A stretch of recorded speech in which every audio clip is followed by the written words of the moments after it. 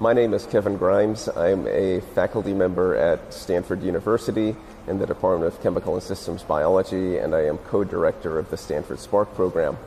And I am here this week to work with my colleagues in Taiwan to teach a boot camp on how to turn academic discoveries into important new solutions for patients, and also to meet with our colleagues in the Spark Global Network, where we can compare our challenges and successes and work together to try and accomplish this important goal of bringing new therapies to patients.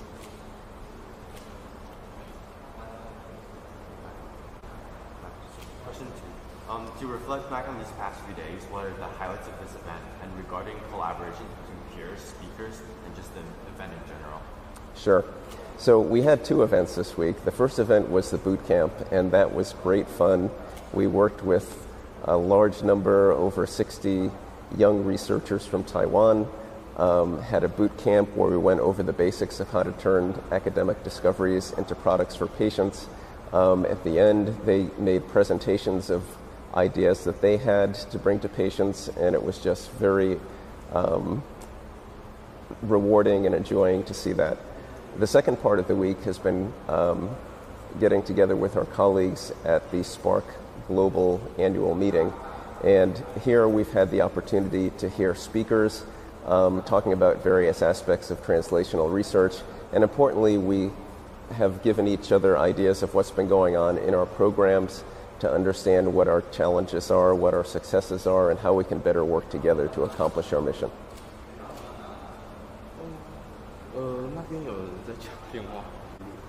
On the topic of Spark, what are your views on the future of pharma, medtech, and are there any innovational trends or visions you aspire to have for this program? The future of pharma and medtech, I think, is extremely promising. The rate of discoveries that are being made in academia, in the United States, in Asia, in Europe, and the rest of the world is really quite astounding. One of the challenges is for us to sort out how we can de-risk these new discoveries and help bring them towards patients who have unmet clinical needs, unmet medical needs.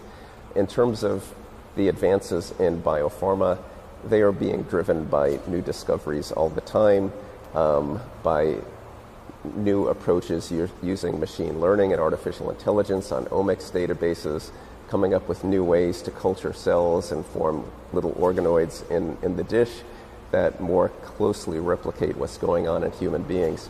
So the tools that are being developed are truly helpful. We're making great strides in fields that across the board. So I think my hope is that we're going to find more effective therapies for neurodegenerative diseases, for disorders of pregnancy that have been largely neglected by the for-profit sector, and for global health problems, so that we can raise the level of health throughout the world. Last question. So what were the most exciting parts about coming to this program, and subsequently, are there any hopes, aspirations you'd like to see manifested, particularly in this part pertaining to collaborations internationally and collaborations with Taiwan? Yes. So Taiwan, of course, is the first program that joined Spark at Stanford in establishing a Spark global program.